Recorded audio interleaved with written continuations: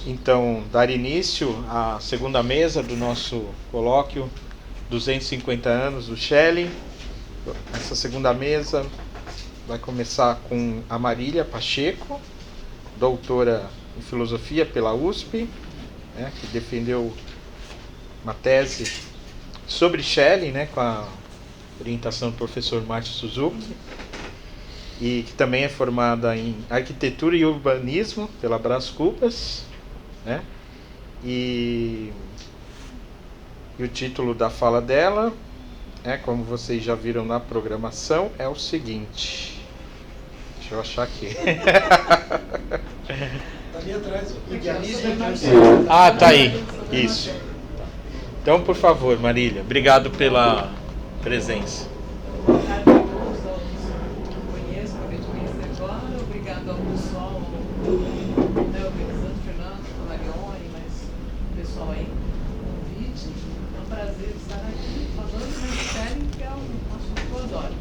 Hoje eu escolhi falar, como era sobre o sistema de idealismo alemão, Schelling, eu escolhi um subtema dele, que é a matéria que eu acho que é o ponto-chave do sistema de idealismo transcendental. Qual é o valor dele, E aí eu vou falar um pouco da minha leitura, vou falar dessa dedução, entre aspas, que é uma construção no sentido kantiano. E a minha leitura é devedora de um trabalho do Rubens Torres Filho, que é sobre o simbólico do Schelling e a síntese extrateórica. A partir disso eu fui montando uma leitura em relação ao Schelling como um todo.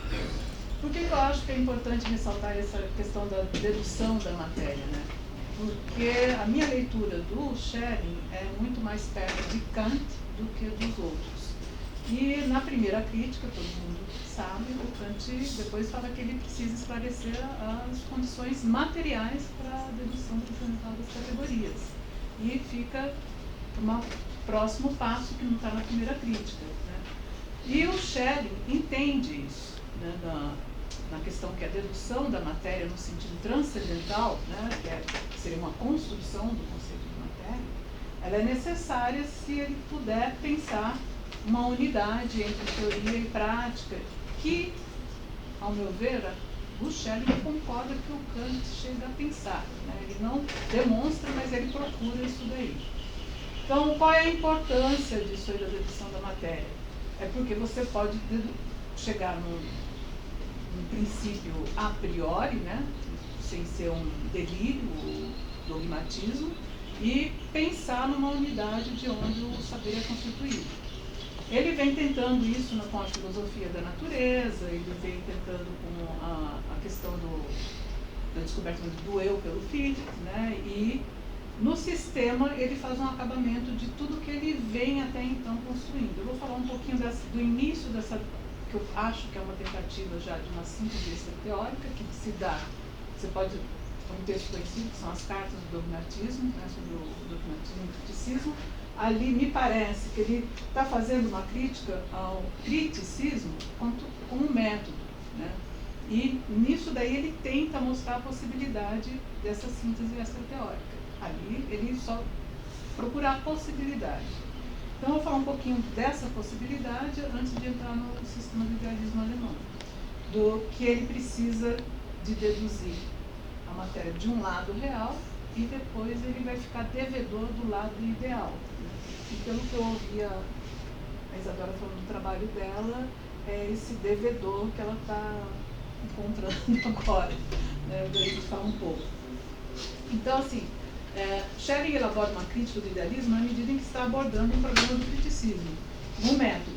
Posteriormente, ele reconhece, por ocasião da terceira edição da Crítica do Juízo, o Kant também reconhece que isso é um problema para ele. Em 1791, Beckmann, aluno do Kant, aceitou a oferta para escrever os extratos explicativos das obras principais de Kant. Ele acreditava que Beck, por causa da formação matemática, poderia tornar a sua filosofia mais acessível aos leitores. E aí vão trocando uma série de cartas, até que chega um ponto na carta de 1792 que o Beck pergunta como ele deve entender as diferenças da densidade da matéria no âmbito da teoria da dinâmica de Kant. E aí o Beck também oferece uma explicação sua. E o Kant responde com uma série de cartas. E depois de se dar conta da importância dessa questão, ele escreve o seguinte, mais ou menos isso daí, uma tradução livre minha, tá? Eu esperaria uma solução para esse problema do seguinte modo. A atração universal newtoniana é originalmente a mesma em toda a matéria, e apenas a repulsão de diferentes tipos de matéria é diferente. E, portanto, explica as diferenças específicas de sua densidade. Mas isso leva, de certa forma, a um círculo vicioso, o próprio Kant que conhece, do qual não consigo sair, e sobre o qual ainda preciso tentar chegar a uma melhor compreensão. Né? E aí, resumidamente, essa circularidade consiste no seguinte: para Kant, as diferentes densidades da matéria são possíveis por causa da relação entre a força de atração e repulsão. Na carta Beck, identifica a força de atração com a noção de gravitação de Newton.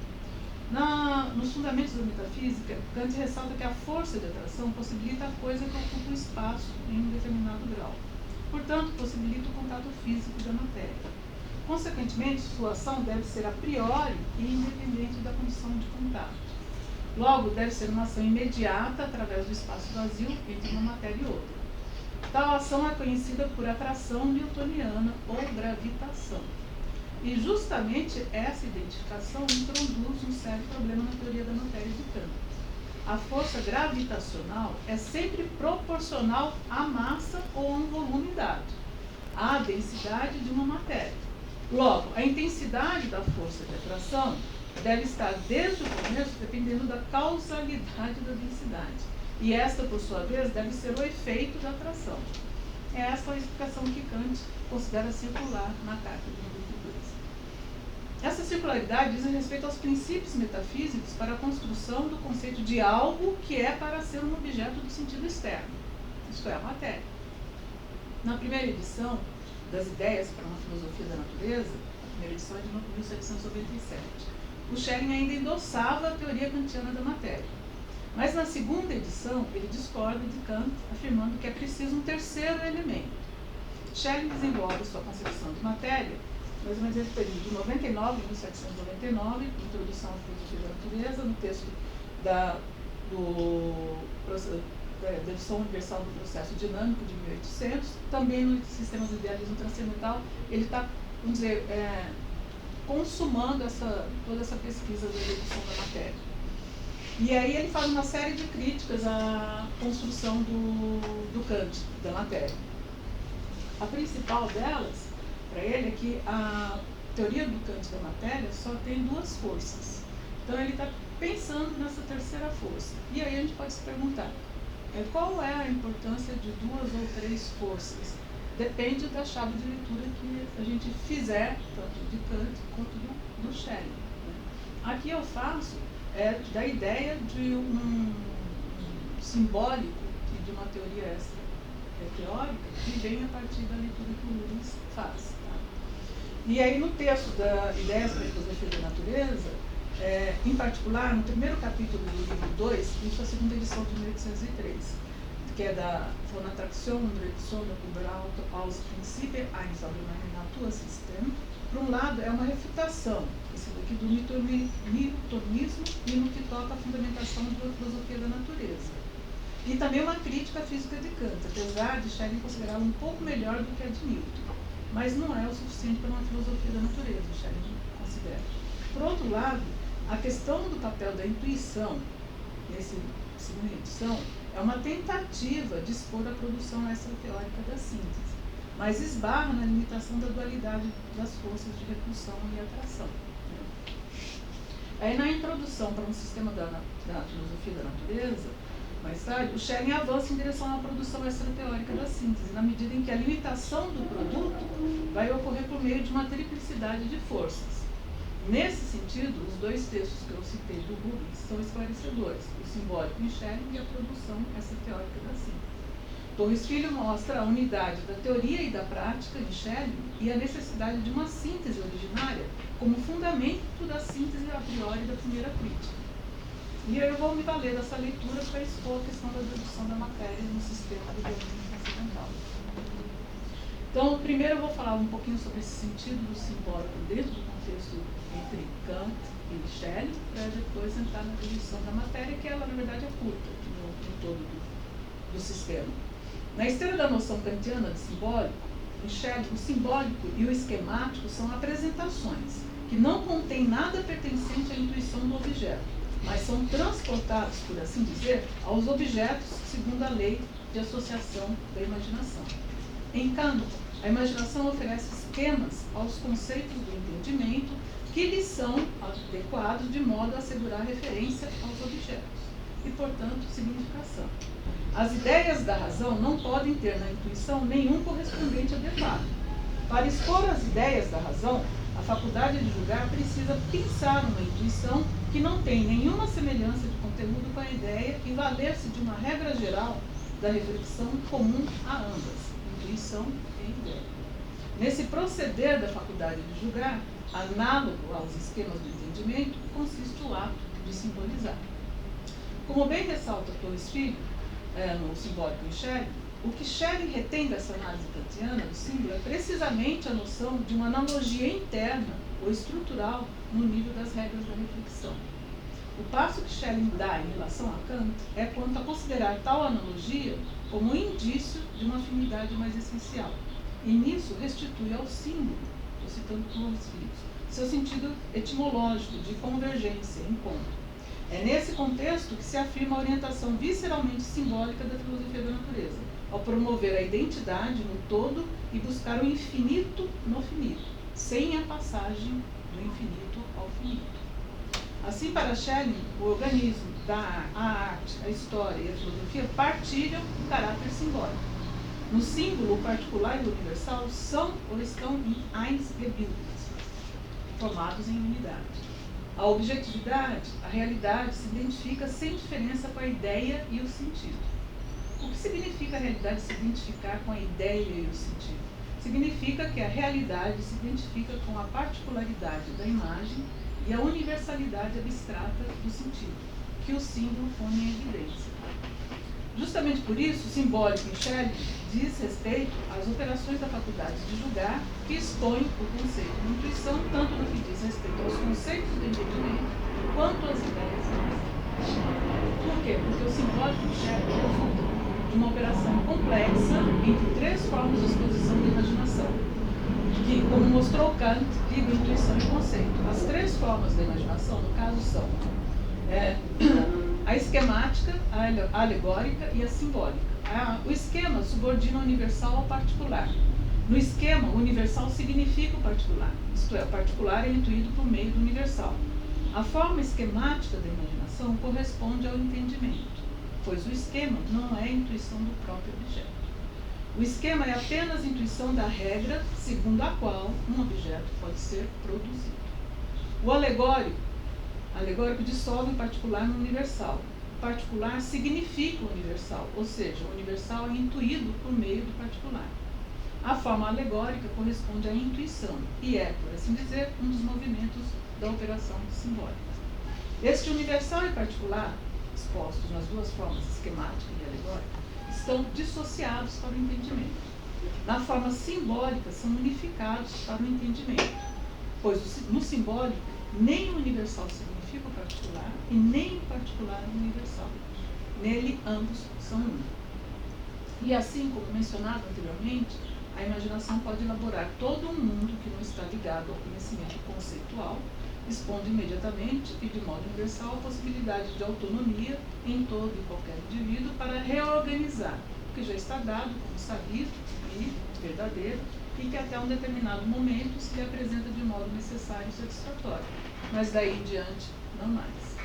Desse modo, Schelling dirá, cito, para a própria consciência há um ponto onde o próprio absoluto e o saber do absoluto são simplesmente um. Nessa igualdade ou idêntica absolutez das unidades, que nós diferenciamos como particular e geral, ocorreu e repousa o mistério mais profundo da criação ou da uniformação, em imaginação divina do protótipo e da contraimagem, onde está a verdadeira raiz de toda a criatura.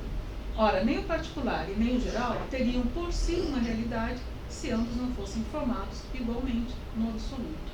isto é, nenhum dos dois seria absoluto. O trecho citado pertence ao texto de 1802, né, Ferner e Darstelli. Eis aqui o ponto de ligação entre uma concepção estética do mundo e a filosofia da natureza do autor. Schelling via um fundamento filosófico na ciência da natureza. A tarefa da naturafilosofia é expor esse fundamento. O texto de 1796-97, né, os tratados para a explicação do idealismo da doutrina da ciência, dá uma ideia bem clara do modo como o autor pensa essa integração da natureza à filosofia transcendental. A alma se desenvolve gradualmente até se tornar espírito consciente.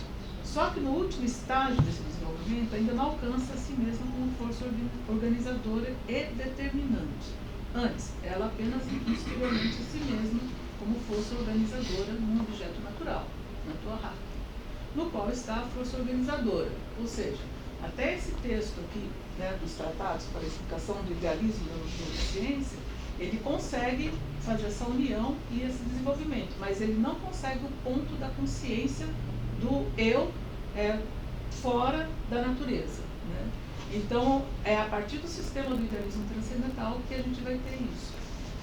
Para Schelling, toda organização é algo simbólico, toda planta é, por assim dizer, o sorvimento da alma. Isso nesse texto anterior. Ou seja, se há no nosso espírito um desejo infinito para organizar a si mesmo, então também é preciso que se manifeste no mundo exterior uma tendência geral para a organização.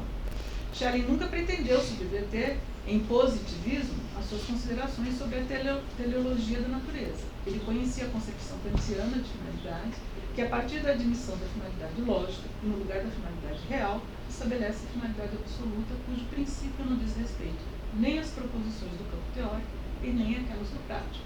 Porque a faculdade de julgar, cujas leis fundamentam os juízos teleológico e estético, não contém nenhuma proposição objetivamente determinante. Assim, a organização da natureza é a figura das virtudes, do devir da alma. Por sua vez, é a manifestação do espírito se autodeterminando no querer. Segue-se que a natureza, enquanto figuração do devir do espírito na alma, aparece como símbolo do espírito que inclui a si mesmo exteriormente. Ou seja, a natureza é o meio necessário para o espírito alcançar a visibilidade de si mesmo objetivamente. Contudo, aqui a questão da especificidade da liberdade humana, que diz respeito àquilo que o homem faz de si mesmo no mundo, e a sua capacidade de autodeterminação, ela não é explicada, né? Apesar de a natureza entendida como organismo vivo simbolizar o entendimento. Então, quando ele estabelece esse elo, e já no sistema do idealismo transcendental, ele consegue a construção da matéria, né? Ele não vai dar conta da questão da liberdade humana, porque ele precisa desenvolver a síntese do lado ideal dessa objetividade da natureza. Mas ele só pode fazer isso se ele conseguir a construção do conceito de matéria. Então, aqui não trataremos da especificidade da liberdade humana. Veremos, sim, como Schelling alcança a fundamentação da sequência real da filosofia, que, por sua vez, viabiliza a positividade da identidade de um imaginário, que é, ao mesmo tempo, individual e coletivo. Então, aqui a pergunta primeira que pode surgir é: o que é a fundamentação da sequência real da filosofia e qual é a sua relevância? Bem, como vimos, o simbólico em Schelling apresenta uma estrutura ternária. Como veremos mais adiante, tal estrutura implica, no interior do pensamento de Schelling, um agir em duas direções. Uma dessas direções corresponde à sequência real da filosofia e a outra à sua sequência ideal. A fundamentação da sequência real da filosofia oferece as condições materiais de objetivação para uma síntese extra-teórica, pela qual, num único lance, o universo é dado de modo imediato. Trata-se, portanto, de exibício, de um conteúdo conceitual que implica um análogo de esquema para a dedução transcendental da matéria, cujo peso, né, será, por assim dizer, a cópula que sustenta o eu como sujeito-objeto objetivado, como fenômeno, como natureza. Com o sistema do idealismo transcendental, de 1800, Schelling mostra que, a partir da tomada de consciência da existência pelo eu sou, a relação que se estabelece com o mundo exterior e o eu só pode ser explicada pela posição de uma consciência do momento presente que surge originariamente de um passado transcendental. Nisso eu produzo necessariamente o mundo. Daí Schelling dizer, lá na frente há um texto sobre a filosofia da história moderna. Eu buscava, através de uma consciência efetiva ou empírica, surgindo do passado transcendental, uma conexão insolúvel do eu com o mundo exterior, necessariamente representado nele, para explicar esse eu. Uma explicação que, por conseguinte, conduzia para uma história transcendental do eu. Então, o sistema do idealismo transcendental mostra como o eu alcança a consciência de um mundo exterior independente dele. Na sua introdução, o autor explica que é preciso demonstrar como um objetivo surge em concordância com o subjetivo, tendo este tomado como termo primeiro. Em contrapartida, na medida em que a naturfilosofia põe como termo primeiro o objetivo, ela deve demonstrar como um subjetivo surge em concordância com o objetivo. Aqui a naturfilosofia e a filosofia transcendental são correlatas no sistema e se referem à identidade das atividades consciente e inconsciente. Schelling esclarece de antemão que o saber enquanto saber é a concordância do subjetivo e do objetivo. Logo, o saber é a concordância da natureza fora de nós e do espírito em nós. Para se construir o saber enquanto tal, esse acordo deve ter necessariamente um fundamento que concilia o subjetivo e o objetivo. Esse fundamento é aquilo pelo que o saber é determinado de um modo geral, ou seja, é o princípio que determina a autoconsciência em geral como princípio de uma totalidade harmônica, como princípio de um sistema. As duas seções do primeiro capítulo, o princípio da evidência transcendental e do idealismo, constituem a introdução do eu enquanto princípio do saber, ou da autoconsciência. Schelling esclarece que o princípio enquanto fundamento do saber é necessariamente aquilo pelo que se obtém um saber primeiro, sem o qual não há saber algum. Esse primeiro saber é o saber de nós mesmos, ou a autoconsciência. O autor mostra que a proposição eu igual a eu, pela qual a autoconsciência se manifesta, é simultaneamente uma proposição idêntica e sintética. Em outras palavras, essa identidade é pensada enquanto o eu torna-se objeto ao mesmo tempo em que está sendo realizado. O eu é a sua própria posição e nada mais. Quando o eu está, por assim dizer, do lado de lá da pura objetividade, ele é o primeiro originário e está produzindo a atividade infinita. Enquanto tal, é aquilo, vaz, que pode vir a ser objeto. Entretanto, apenas enquanto um segundo originário, o eu pode se colocar como limite dessa atividade infinita. Esse segundo originário é um princípio de razão suficiente pelo qual o eu alcança a consciência de si mesmo, se, e somente se, ele limitar a si mesmo. Ou seja, é preciso introduzir uma condição na produção da autoconsciência, dentro do próprio processo de sua produção, para que o eu alcance a compreensão de si mesmo como objeto.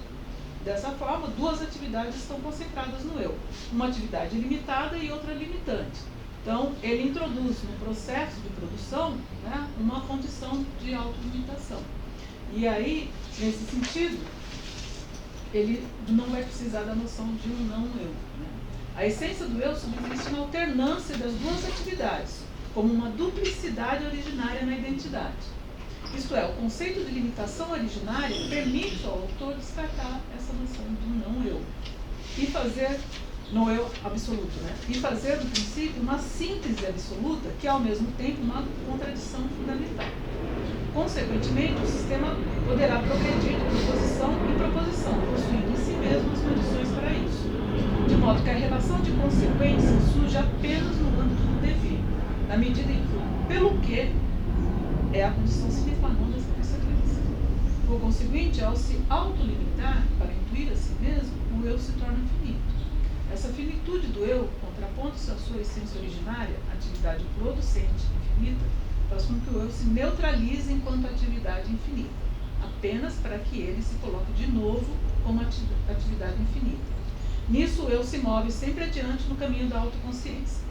A atividade producente infinita, Schelling nomeia como centrífuga, pois ela insiste no caminho que parte do centro do eu e vai rumo ao exterior. A atividade limitante é nomeada como centrípeta, porque retorna para o interior, para o centro do eu. Ou seja, é um revirar da primeira atividade. Enquanto tal, a atividade centrípeta reflete a atividade centrífuga. E justamente por isso o eu pode se tornar inteligível.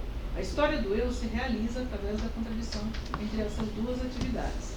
As limitações particulares expõem, por sua vez, os diferentes níveis desse devir. Esses níveis eles correspondem às 3 épocas contidas na apresentação do sistema teórico da filosofia. As diferentes épocas são os termos médios que possibilitam o conhecimento do mecanismo interno do eu, pelo qual ele é impulsionado sempre adiante no caminho da autoconsciência. Isso significa que a tarefa da filosofia teórica é explicar a idealidade da limitação. Para tanto, o filósofo transcendental deve se contrapor à consciência ordinária de uma maneira bastante singular, explicar completamente o ponto de vista da consciência ordinária, demonstrando como se chega a tal nível de consciência, pois o filósofo transcendental sabe que a condição para o fundamento da possibilidade de haver, para nós, objetos condicionados, é a atividade limitante do próprio eu limitado. Ou seja, aquilo que nós nomeamos objeto é apenas a nossa própria egoidade limitada a partir de nós mesmos. A consciência ordinária não pode alcançar essa compreensão porque ela se apresenta apenas como uma potência mais elevada do organismo visível de nosso entendimento, isto é, se apresenta como uma potência mais elevada da natureza, enquanto organismo visível de nosso entendimento. Nesse sentido, o homem comum exprime uma consciência natural. Enquanto tal, a consciência ordinária não se eleva até o ponto de vista da filosofia transcendental e, por conseguinte, precisa supor que a delimitação do eu se efetua através de uma ação fora dele.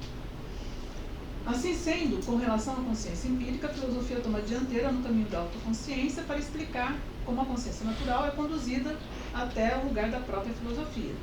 Enquanto tal, a filosofia exprime o passado transcendental de onde a própria consciência empírica surge. Do ponto de vista teórico, esse caminho transcendental se desdobra nas 3 épocas supracitadas. Na primeira época, Schelling demonstra a gênese da experiência rumo à intuição produtiva. Na segunda época, demonstra como a intuição produtiva alcança a reflexão. Na terceira época, ele explica a passagem da filosofia teórica à prática, como uma passagem da reflexão ao ato absoluto da vontade. Contudo, para apresentar o progresso da autoconsciência sobre o prisma objetivo, é necessário que haja na matéria a expressão da atividade centrífuga, da centrípeta e da atividade sintética que a intuição produtiva evidencia. Então, quando ele expõe a primeira, a segunda e a terceira época, ele dá o material, os análogos de esquema, por assim dizer, para a construção da matéria. A matéria vai precisar, na construção dela, exprimir, né, a atividade centrífuga, a centrípeta e a atividade sintética. A intuição produtiva é o eu que intui apenas como o que sente, ou melhor, é o produzir inconsciente do eu. Logo, para que o eu se torne consciente do seu produzir, é preciso que haja na matéria a expressão dessas 3 atividades. Schelling desenvolve sua concepção de matéria, como eu já disse, né, em 99, no processo dinâmico, a dedução geral do processo dinâmico e no sistema de idealismo transcendental. Né, os 2 últimos em 1800, o outro em 99. Esse é então o análogo de esquema que viabiliza a concepção da matéria em Schelling, como ela é apresentada no sistema.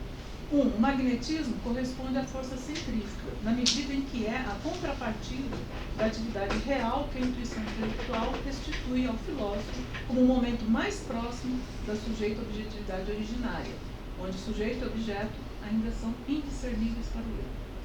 2. A eletricidade é o momento correspondente àquele da oposição entre o exterior e o interior no eu.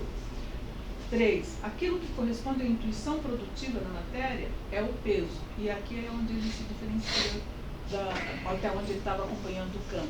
Né? Ao que tudo indica, para Schelling, o conceito de gravidade ou atração universal não permite a concepção de uma oposição originária cujo princípio é único, se torna redundante. Para ele, o conceito de Schwer, peso, implica tal duplicidade porque a condição de Schwer é a de uma cisão originária. Em outras palavras, na força do peso, a absoluta identidade diz respeito ao fundamento do próprio ser. O fundamento exprime a absoluta identidade como uma construção originária do eu, esforçando-se para recuperar a sua identidade. O peso é, por assim dizer, a cópula que sustenta o eu como sujeito objeto objetivado, como fenômeno, natureza. A terceira época do sistema mostra que o mundo objetivo é a projeção externa da autolimitação do eu, que dela ainda não tem consciência internamente. Logo, é preciso demonstrar a projeção interna da autolimitação do eu, para que se possa expor como o eu alcança a consciência de si, enquanto unidade dialética, né, de um agir simultaneamente objetivo e subjetivo, de modo que se possa refletir sobre aquilo que surge no ato originário da autodeterminação do eu, apresentado no âmbito teórico. Assim, obtemos o pressuposto de um imaginário necessariamente individual e coletivo. Segue-se que no âmbito prático, a autodeterminação do eu se manifesta como querer. No querer, o eu intui simultaneamente o determinante e o determinado. É aquilo que ele não pode fazer no campo teórico, ele passa, né, na unidade para o querer. Nesse segundo ato de autodeterminação, o eu se opõe ao eu producente, ao eu real e ideal. O eu que se opõe ao eu producente não é mais apenas ideal, agora ele é idealizante. Essa é a diferença. Agora é um eu producente com consciência. Logo, realizando, eu não consigo, está naqueles pontos das traduções que o Hélio falou. Idealizirem, né? O mais próximo que eu chego é realizante e idealizante, né? E como a inteligência não para de produzir com consciência, a partir desse ponto começa um mundo inteiramente novo, um mundo, né, idealizante. Justamente por isso a inteligência jamais poderá saber de modo imediato que é a partir de si mesma que ela produz, por assim dizer, o primeiro mundo. Ou seja, o mundo que surge a partir da sua produção inconsciente, exatamente como o segundo mundo, cuja produção começa com a consciência. Nesse sentido, há no eu e para o eu dois modos de agir reciprocamente originários e contrapostos. O da natureza originariamente infinita, né, força de expansão da forma a priori espaço-tempo, e aquele da natureza originariamente finita, força de retenção da forma a priori espaço-tempo.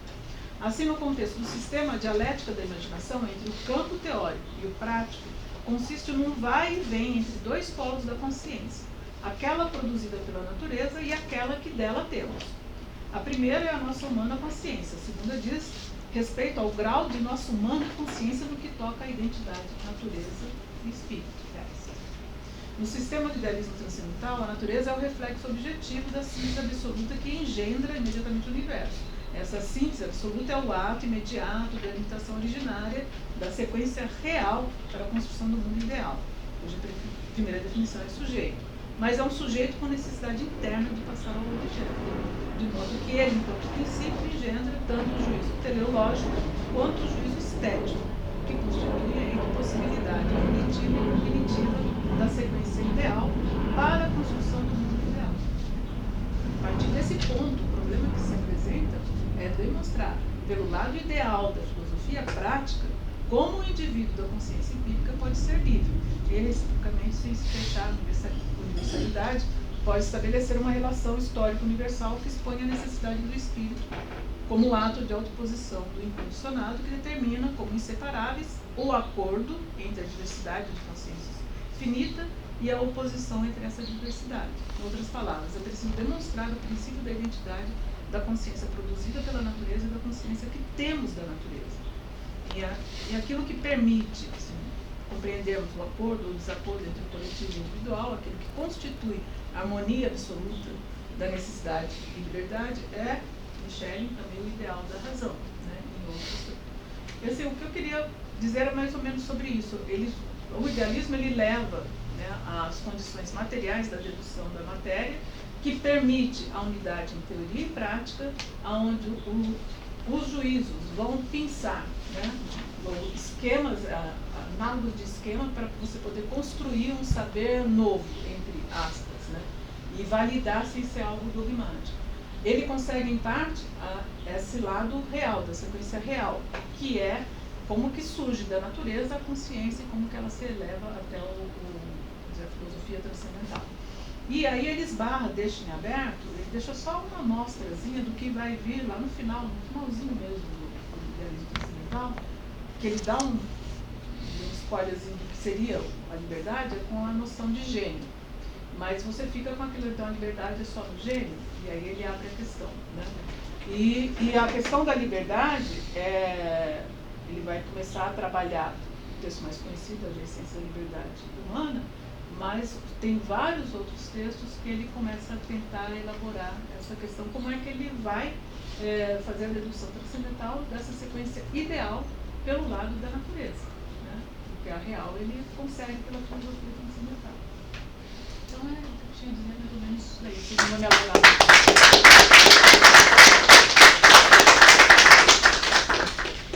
Muito obrigado, Marília.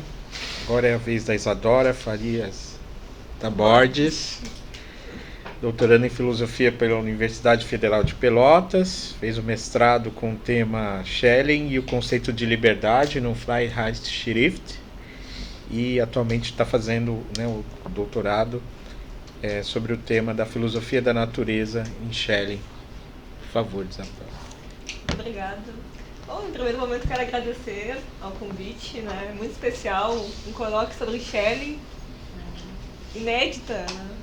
Minha participação também, então acho que é uma oportunidade muito rica de nós conversarmos sobre esse autor que ao que me parece tem tantos elementos para nós pensarmos coisas contemporâneas, né? Tanto do ponto de vista da natureza, quanto do ponto de vista do pensamento, né? E o meu objetivo hoje é ir por essa ótica do pensamento, né? Do idealismo e esboçar um pouco as críticas que o Schelling faz ao idealismo. E eu vou pincelar aqui um esboço dessa trajetória que eu quero eventualmente me debruçar mais, onde ele apresenta essas críticas e dos modos distintos que ele apresenta, né? Então o meu título aqui, O Legado da Tua Filosofia, vai nesse duplo legado, tanto do ponto de vista do legado que nós podemos pensar agora, quanto do ponto de vista do legado que a filosofia da natureza tem dentro da obra do Schelling, especialmente ali no Escrito da Liberdade de 1809, né? Então, meus dois textos principais aqui é o Ideias para uma Filosofia da Natureza, de 1797, e o Escrito da Liberdade de 1809. Porque em 1809, ele vai justamente lançar luzes à importância da filosofia da natureza. Ele tem uma coisa que ele fala, né? Olha, os princípios para esse empreendimento derivam lá da filosofia da natureza. Então, só nesses pontos a gente já consegue visualizar a importância que a filosofia da natureza tem para esse Schelling de 1809, né? Então, parece que há um fio condutor aí para nós pensarmos o Schelling. Então, e o meu objetivo, né, é pensar essa restauração da unidade entre ser humano e natureza. E por que restauração, né? No momento eu pensei, vou usar o termo reconciliação. Mas aí eu pensei pela ótica do português, assim, o termo restauração, quem restaura algo, restaura já com uma ideia do que aquilo foi, né? E quando o Schelling fala em restauração, fala em unidade, né, restaurar um lugar originário de união entre o ser humano e a natureza, né? Então, me parece que restauração foi um termo que ao meu propósito aqui se adequou, né? Então, o nosso caminho é mais ou menos esse, né? Vou também ali no meio trabalhar um pouco da introdução dele, né, ao sistema de filosofia da natureza, de 1799, porque ali ele também pensa esse dualismo, né, trazendo esses elementos até mesmo da arte, que o Gabriel estava falando anteriormente, da regularidade da natureza, né, e qual o lugar do pensamento no meio da natureza. Esse é o grande ponto, né. Então, na primeira obra dedicada à filosofia da natureza, publicada em sua primeira versão em 1797, sob o título Ideias para uma Filosofia da Natureza, Schelling faz o diagnóstico de uma doença espiritual que julga ser a mais perigosa de todas, a saber, a da pura especulação. Tecendo críticas especialmente à filosofia do puro idealismo, mas antecipando, talvez sem disso ter plena ciência, questões que se tornariam tão desafiadoras quanto centrais para o momento presente. Mais de 2 séculos depois, ou seja, os problemas do distanciamento entre ser humano e natureza. Não se trata de condenar a especulação ou a reflexão, para usar o termo atualizado da edição de 1803, possivelmente por influência do Hegel, né?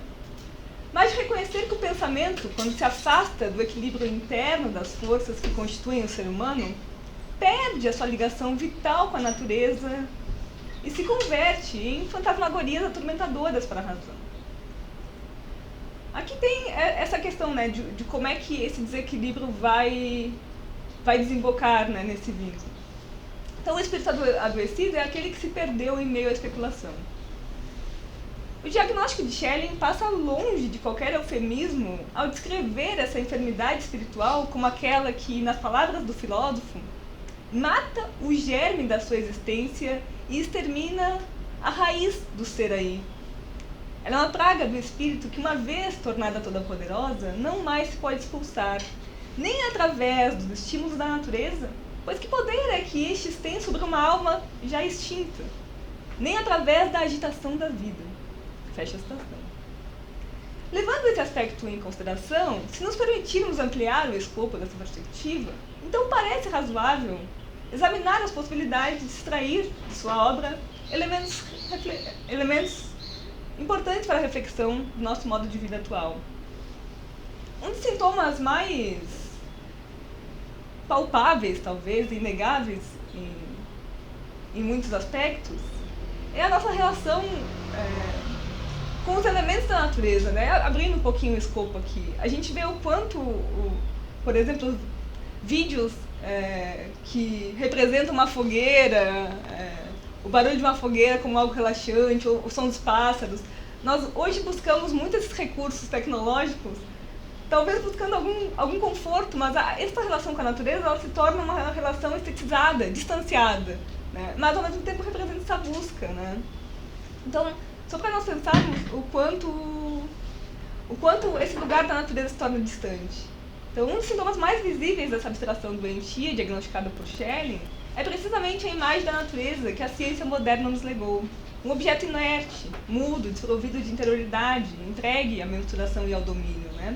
Que antes a gente conversou também. Os aspectos técnicos científicos, os avanços, são inegáveis, em muitos aspectos grandiosos. Contudo, trouxeram desafios que precisam ser pensados também filosoficamente, uma vez que modificaram profundamente a maneira de viver no mundo e a distribuição do esforço humano.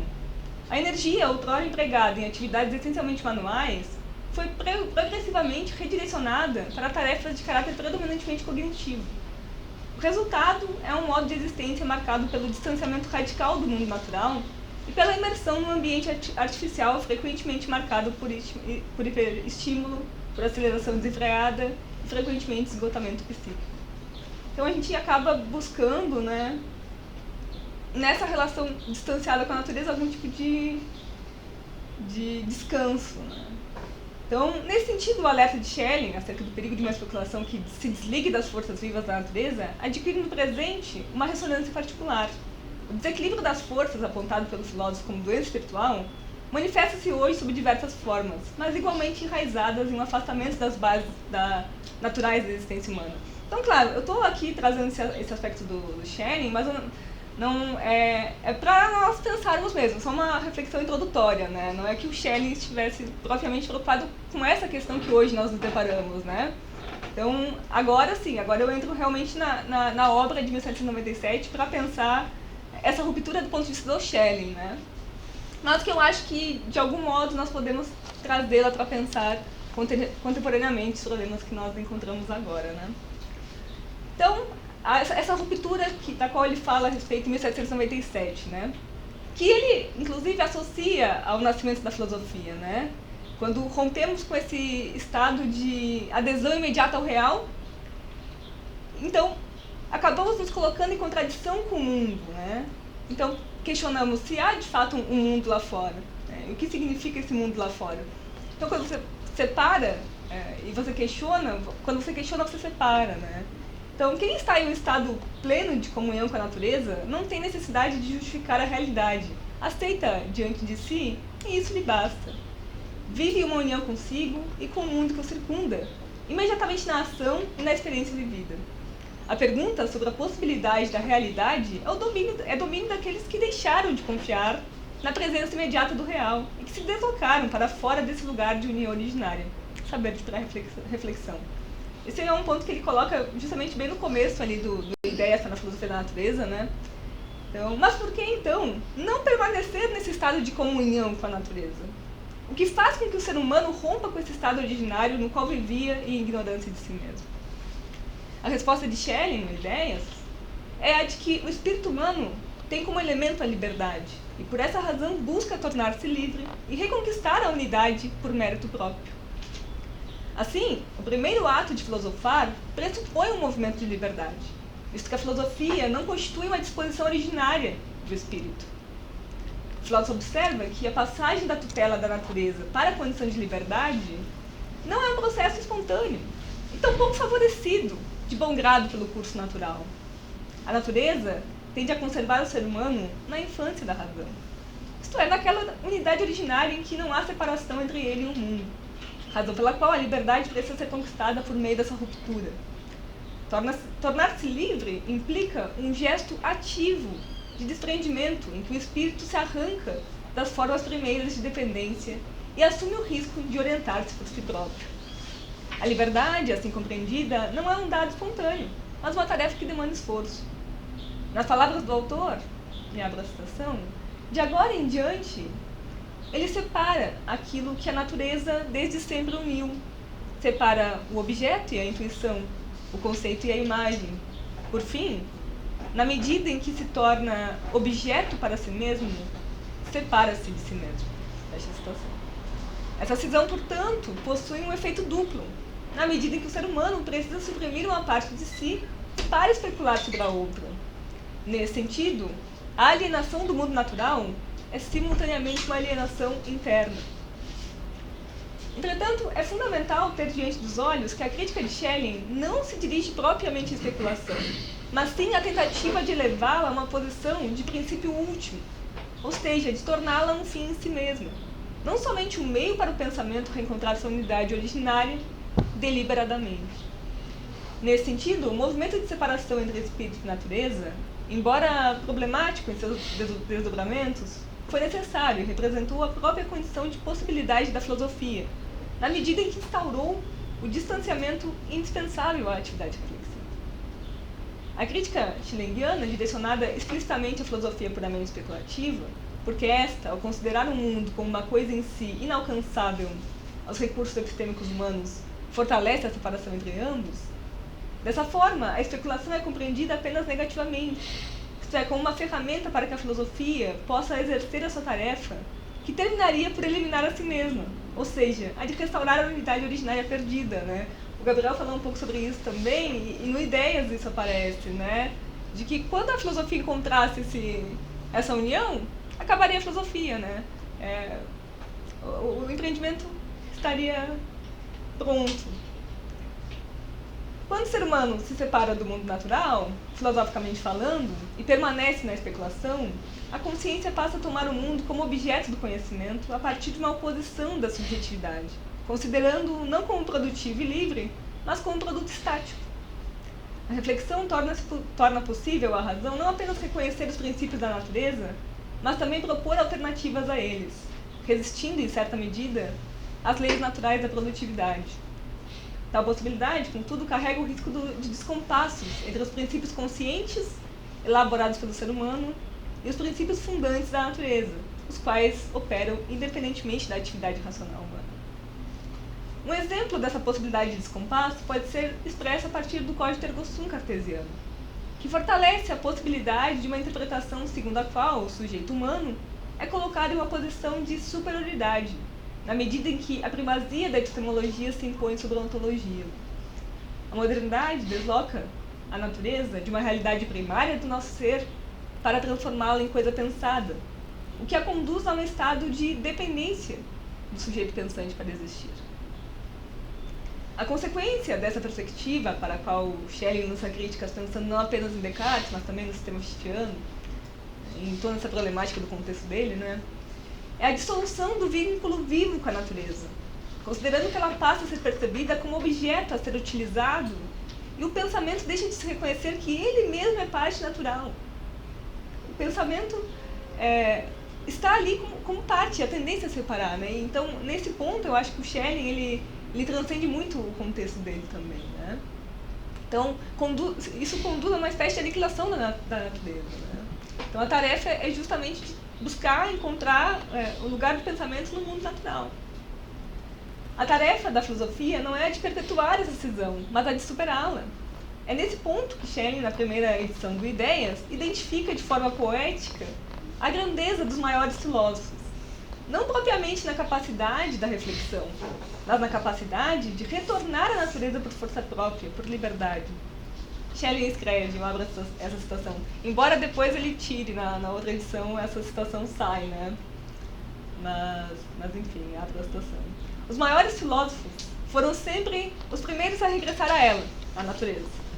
E Sócrates, como conta Platão, depois de permanecer toda a noite mergulhado em especulações, saudou de manhã cedo o nascer do sol. Fecha a citação. Schelling é preciso ao salientar a separação entre ser humano e natureza. E aqui podemos fazer um jogo semântico.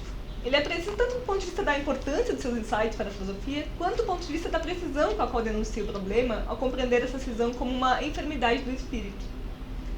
Nas palavras do autor, e aqui é uma citaçãozinha um pouco maior, mas eu julgo ela bem importante assim, para elucidar essa minha tentativa desse movimento de trazer o Schelling para a contemporaneidade, na qual ele fala o seguinte: o homem não nasceu para dissipar essa força espiritual na luta contra a fantasia de um mundo imaginado por si, mas sim para exercitar suas forças em face de um mundo que tem influência sobre si, que lhe faz sentir o seu poder e sobre o qual pode reagir. Portanto, entre ele e o mundo não deve existir qualquer abismo. Entre ambos deve ser possível o contato e a ação recíproca, pois só assim o homem se torna homem. Originariamente, há no homem um equilíbrio absoluto das forças e da consciência, mas ele pode suprimir este equilíbrio por liberdade, para produzir novamente por meio da liberdade, mas só há equilíbrio na saúde das forças. É que ele traz esse ponto, né, do equilíbrio e da saúde. Essa passagem do Ideias é fundamental para iluminar o problema contemporâneo que destacamos na introdução, ou seja, sobre a crescente substituição da experiência viva do mundo por construções imaginárias, abstratas ou tecnicamente mediadas, que distanciam o ser humano do mundo. Como vimos, Schelling identifica um sintoma de desequilíbrio interno, uma perturbação da relação originária entre as forças da consciência e as forças da natureza. Ao acrescentar que o equilíbrio pode ser danificado por liberdade e restaurado apenas pela própria liberdade, o autor indica que a cura dessa enfermidade não depende de uma volta ingênua à natureza, mas de uma restauração consciente da relação entre sujeito e mundo, fundada em uma liberdade que não nega, mas reencontra sua própria raiz natural. Desse modo, como foi dito antes, o adoecimento do espírito não decorre da especulação por si mesma, mas de torná-la como um fim, não apenas como um meio. Nesse sentido, o problema não é o idealismo, mas a tentativa de permanecer apenas com o ideal.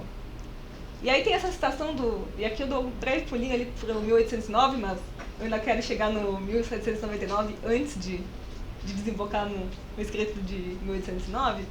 E essa passagem ela é muito emblemática e bonita também, né? Na qual ele fala que o idealismo é a alma da filosofia, o realismo é o corpo, e só os dois unidos constituem a totalidade.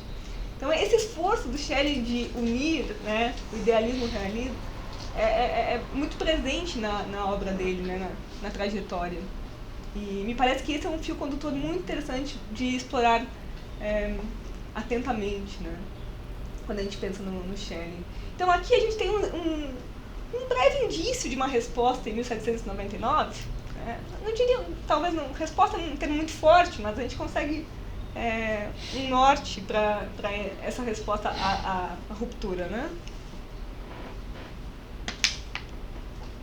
E para resumir essa intenção, né, para a gente visualizar esse movimento, eu trouxe uma passagem do Arturo Leite, na qual ele lança uma pergunta que eu acho que ajuda, né, na compreensão. Ele diz o seguinte: e se em vez de pensar a natureza desde a filosofia, pensarmos a filosofia desde a natureza? Inverte, né? Então, essa pergunta é interessante aqui para a gente compreender esse movimento, né? Porque é uma mudança de perspectiva. né? Que deriva, claro, uma resposta a esse contexto do Schelling, né? A crítica do Schelling é muito voltada ao Descartes, na verdade, à filosofia moderna, né? E também, claro, a gente não pode negar essa influência toda do Kant, né?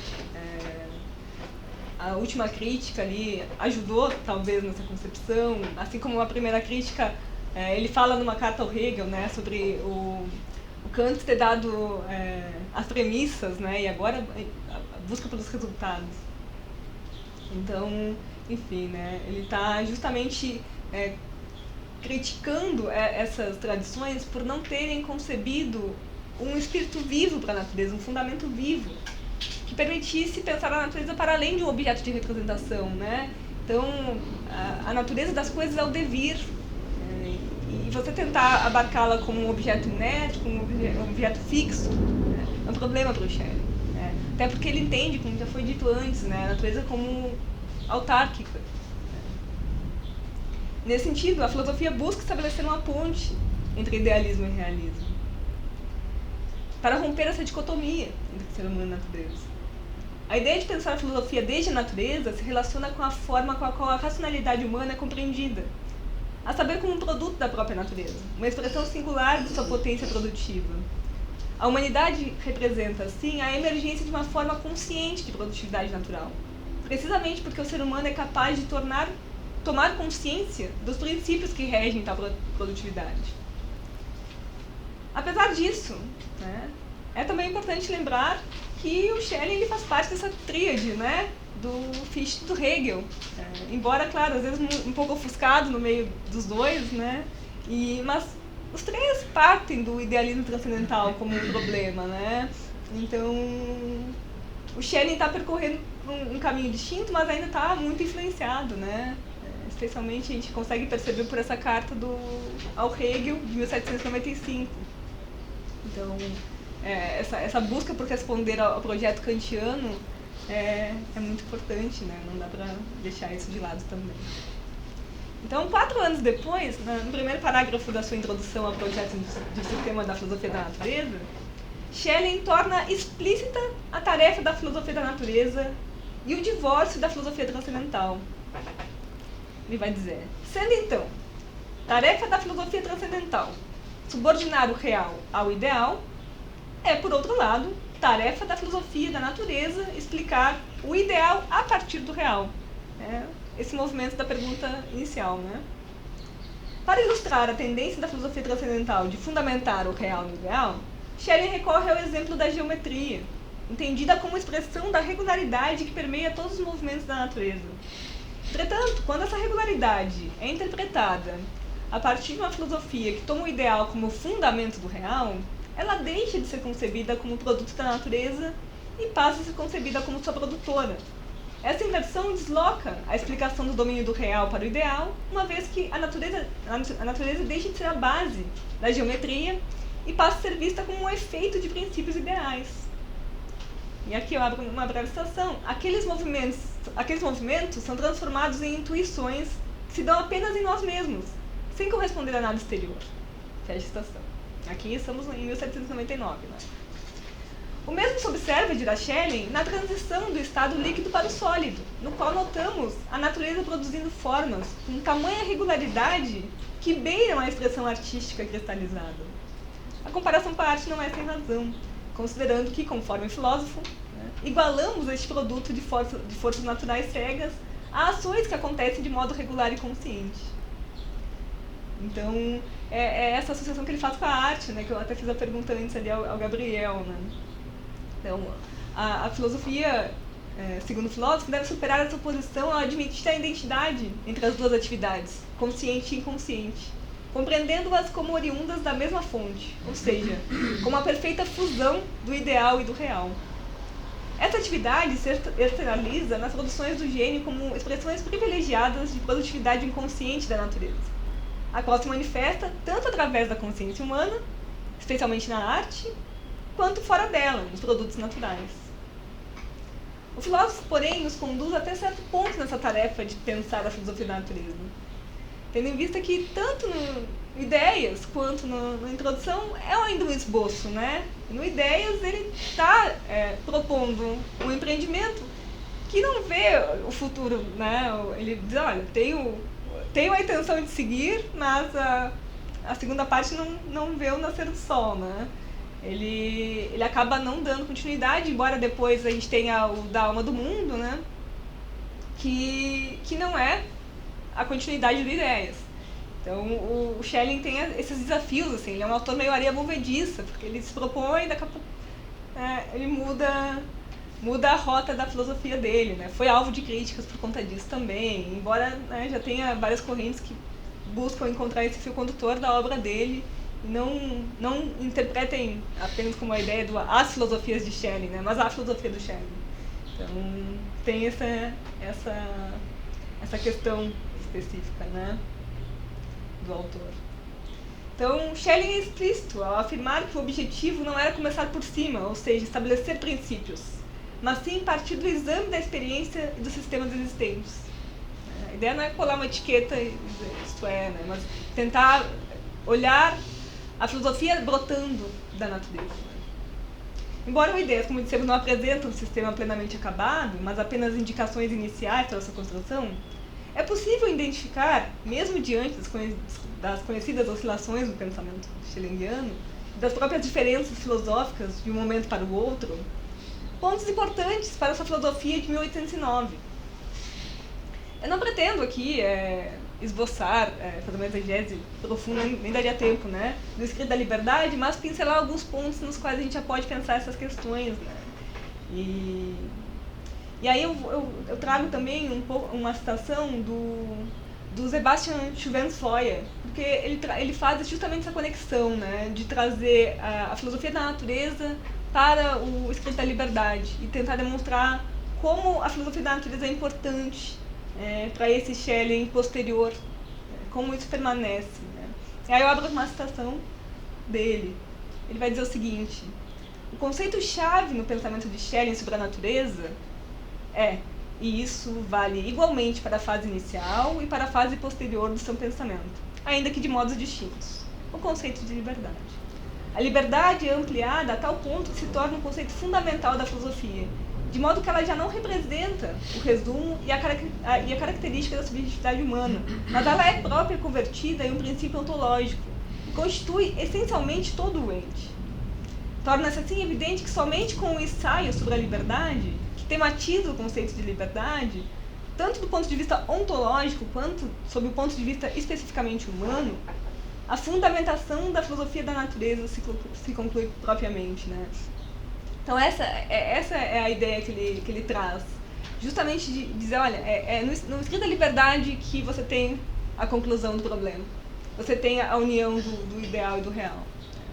Então, claro, isso é uma questão a ser trabalhada, né? Mas é uma tese bem interessante. Então aí a gente dá esse pulo lá para 1809 para tentar visualizar como é que ele vai demonstrar esse problema nessa obra, né? E aí, antes de chegar no Freiheit, vale lembrar a ideia do Schelling no Ideias, né? Que ele fala que ele tem uma passagem muito bonita. Ele fala: a natureza é o espírito visível, enquanto que o espírito é essa natureza, só que invisível. Ou seja, são duas perspectivas da mesma coisa. Então, ele já fala isso no Ideias. E aí, no ponto de partida do Escrito da Liberdade, né, na nota prévia do Escrito da Liberdade, datada de 31 de março de 1809, ele começa tecendo essa crítica, já novamente, né, a racionalidade e a liberdade como desconexas. Esse é o problema, né, que desemboca tanto na crítica ao mecanicismo, é você separar, você dizer, olha, o pensamento e a natureza não fazem uma parte uma coisa da outra, né? Você sobe uma montanha para contemplar as baleias tomando um café, mas o que tu está pensando sobre a baleia e a baleia lá e o teu café são coisas totalmente distintas. Não fazem parte do mesmo mundo, né? Então, fazendo aqui um exemplo que me ocorreu. Mas esse exercício, é tentar unir, né? Então, o Schelling começa já na nota prévia do Escrito da Liberdade fazendo esse movimento, né? Voltando a essa crítica. Tal concepção, que separa, né, endossa a oposição entre natureza e espírito e favorece o desequilíbrio, o qual foi demonstrado anteriormente na dimensão humana como doença do espírito. Nesse sentido, com a unilateralidade moderna, não apenas o equilíbrio das forças humanas é perdido, como a própria vitalidade da natureza é desconsiderada. É precisamente contra esse empobrecimento especulativo que Schelling reivindica a sua filosofia da natureza, a qual o filósofo julga ser central para o propósito de 1809. Afinal, escreve o filósofo nesse mesmo ano, uma passagem que eu falei anteriormente, né? Somente a partir dos princípios de uma verdadeira filosofia da natureza se pode desenvolver uma perspectiva que possa satisfazer completamente a tarefa que é aqui empreendida. Então, como eu introduzi, isso é fundamental para ele no Escrito da Liberdade, aparentemente. No Ideias, a noção de liberdade não recebe um tratamento sistemático. Ela aparece, como vimos, em sentido subjetivo e formal, com uma capacidade humana de romper, mas também de restabelecer conscientemente a unidade perdida com a natureza. Já no Escrito da Liberdade, a investigação é conduzida à essência da liberdade humana e os assuntos com elas relacionados. Aí ele vai trabalhar Deus, mal. Então, aí ele desloca esse conceito de liberdade para pensar a liberdade ontológica. Até comentei sobre a liberdade ser igual à necessidade, né? Ele está olhando essa necessidade do ponto de vista ontológico, uma necessidade interna, né? Apesar das transformações teóricas e da mudança de linguagem entre os dois escritos, o movimento conceitual parece apresentar uma continuidade no problema em ambos os casos. E aí eu trago já uma citação do Escrito da Liberdade de 1809. Ele vai dizer: o primeiro efeito do entendimento na natureza é a diferenciação das forças, uma vez que somente dessa forma consegue desenvolver a unidade que nela está inconscientemente contida, como numa semente, mas, no entanto, de modo necessário. Então, em 1809, Schelling atribui à natureza ideal da criatura a origem do mal, e identifica no entendimento o ponto a partir do qual essa possibilidade emerge. Ainda que não seja intrinsecamente mal, o entendimento é o entendimento que introduz o princípio do mal. O mesmo não acontece com outros animais, porque estes não podem sair da unidade estabelecida que os constitui. Nesse sentido, a liberdade humana é definida como uma capacidade para o bem e para o mal, e assume uma distância crítica de concepções que reduzem a liberdade à contingência ou à arbitrariedade. Se este fosse o caso, se a liberdade fosse apenas isso, não precisaria salvaguardá-la. Não mereceria, não teria dignidade para isso, né? Ele até, inclusive, fala, nesse ponto da arbitrariedade, né? Do caso do Asa de Buridan. Você tem, né, dois montes de feno, os dois são iguais, absolutamente iguais, na mesma distância, tudo igual. Quem vai tomar a decisão não consegue tomá-la porque não tem razões para isso, né? Então ele usa esse caso para dizer, olha, se você está derivando a liberdade de uma ausência de determinidade anterior, então não é por aí, né? Então essa é a crítica que ele faz, já direcionando a liberdade para esse ponto mais ontológico. Assim, se no Ideias, a unidade entre ser humano e natureza ainda podia ser concebida como algo a ser recuperado mediante um retorno ideal ao estado originário da própria natureza, no Escrito da Liberdade, essa perspectiva não diz respeito apenas à possibilidade de reconciliação, mas à afirmação de uma identificação ontológica entre liberdade e necessidade. E aí eu trago a citação na qual ele propõe essa ideia, né? Abro a citação. Justamente, aquela necessidade interna é ela própria a liberdade. A essência do homem é essencialmente o seu próprio agir. Necessidade e liberdade interpenetram-se como um ser único, que somente se for considerado em perspectivas diferentes pode aparecer como uma coisa ou outra, mas que é em si mesmo liberdade, embora formalmente considerado seja necessidade. Fecha a citação. Dessa forma, o estado de saúde do ser humano é consequência de sua conformidade com a necessidade inerente à sua essência. A ação livre é precisamente a que decorre do inteligível do ser humano. Ou seja, a determinação deriva da sua própria natureza. E aí abre a citação. Porque só é livre aquele que age segundo as leis da sua própria essência e não é determinado por mais nada, nem nele, nem fora dele. Fecha a citação. Quando o sujeito reencontra sua consonância com o todo natural, os princípios que orientam sua ação consciente entram em harmonias com os princípios inconscientes, que que sustentam sua constituição. Assim, o produzir livre e consciente e a necessidade da natureza deixam de se opor e se mostram como expressões complementares de um mesmo processo ontológico, no qual liberdade e necessidade se unificam como aspectos de uma única essência produtiva. Então é esse o retorno. Então, se no começo, lá no Ideias, ele fala sobre essa ruptura e sobre esse retorno a uma unidade, aqui ele já está entendendo, né, a própria liberdade de um modo diferente, esse próprio retorno de um modo diferente. Né? Então, é possível fazer essa conexão? Não é? Isso é algo a ser desenvolvido ainda. Né? Mas, aparentemente, trazendo essa ideia de que o próprio Schelling defende essa importância da filosofia da natureza, talvez seja algo a se considerar. Né? Então, a filosofia do Schelling permite pensar que a tarefa humana não consiste em superar a natureza, mas reconquistar uma forma mais elevada de pertencimento a ela, na qual a liberdade e necessidade se revelam como, não como polos antagônicos, mas como aspectos complementares de um mesmo processo vital.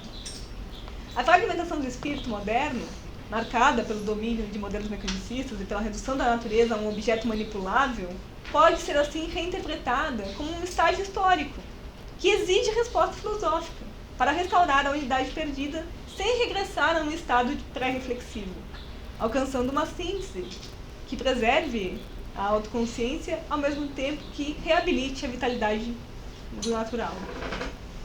Então, aqui já finalizando, né, é nesse sentido que eu percebo uma atualidade para o pensamento do Schelling também.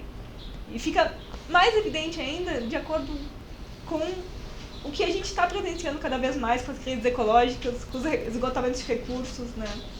E com essa sensação de desconexão com o mundo natural, com essa tentativa constante de encontrar com a natureza de uma forma mediada. Né? A filosofia da natureza reaparece como chave interpretativa para compreender o vínculo profundo entre o ser humano e a natureza. Sua concepção de liberdade, enquanto produtividade enraizada na essência ontológica da vida, oferece um paradigma capaz de orientar novas formas de pensar a ação humana no interior da natureza, assumida em sua totalidade. A restauração da unidade entre ser humano e natureza ressoa hoje como uma exigência ética diante dos impasses contemporâneos. Então é isso, pessoal. Era isso que eu poderia trazer a vocês.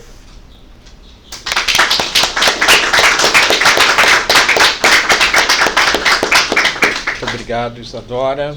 Bem, então, é hora de abrir para perguntas. Quem começa? Professor Marco Aurélio. Agradeço em primeiro lugar as duas apresentações muito interessantes.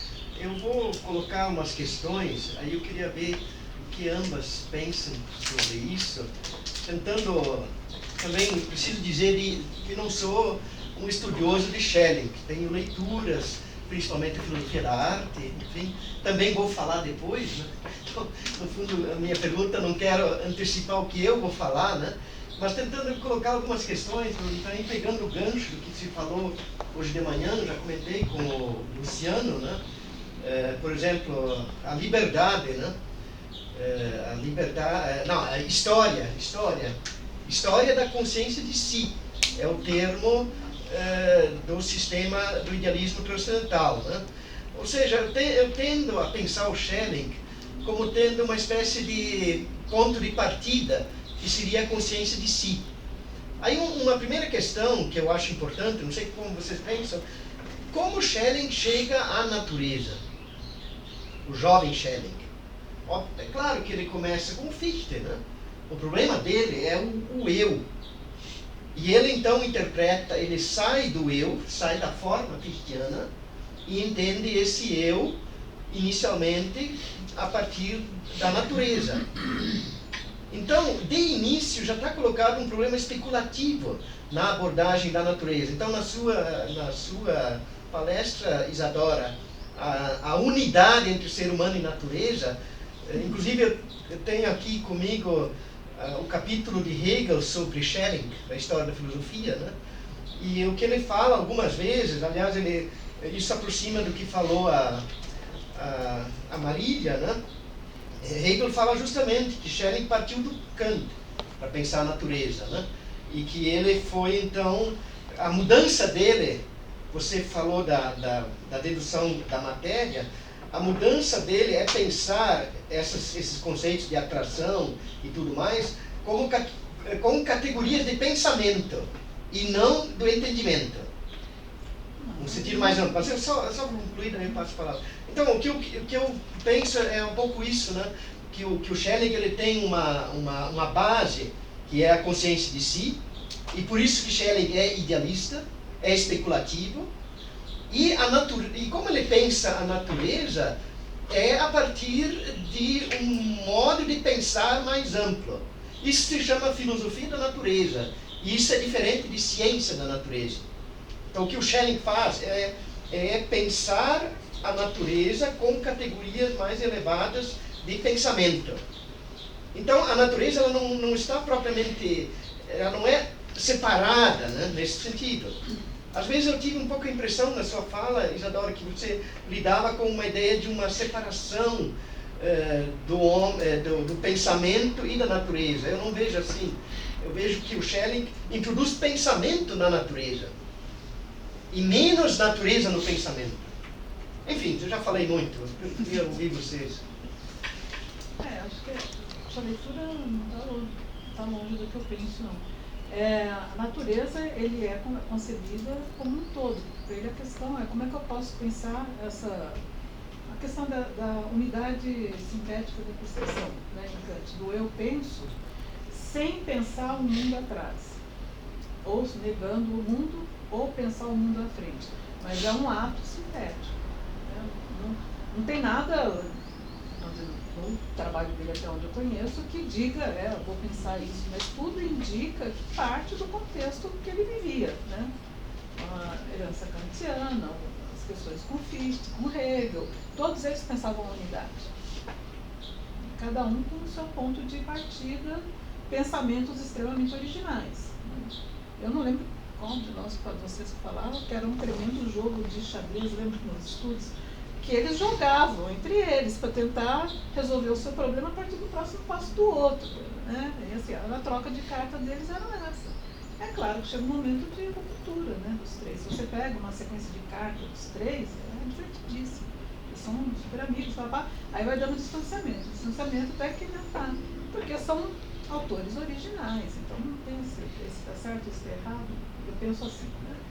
E tem um fundamento, Kant é o fundamento dele, o ponto de partida, né? Natureza não é uma coisa apartada, natureza pertence à parte especulativa do Schelling, né? Isso. Quando você está fazendo o sistema do idealismo transcendental, você está na filosofia da identidade, você conhece a filosofia da arte dele, está dentro da filosofia da identidade, Sigmund Freud. Filosofia da arte, filosofia e religião, propedêutica da filosofia, da época que estava em Würzburg. Então, tudo isso faz parte do sistema especulativo dele. Ele se dá conta e ele vai mudando nomes. Ele começa com objeto, sujeito-objeto, depois consciente-inconsciente, mas o estofo é o mesmo sempre. Tá? Só que a questão é a da síntese final.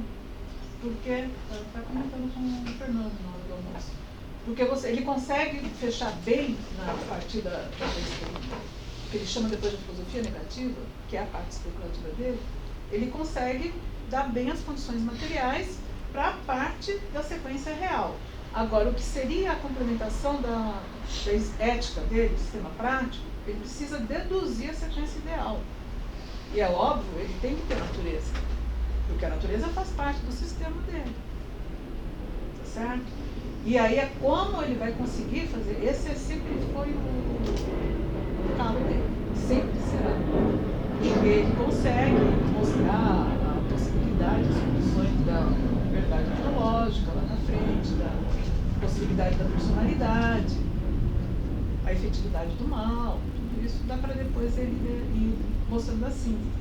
Mas a questão da positividade é uma questão que, se não tem nenhum comentador que eu conheço, fecha a última filosofia dele.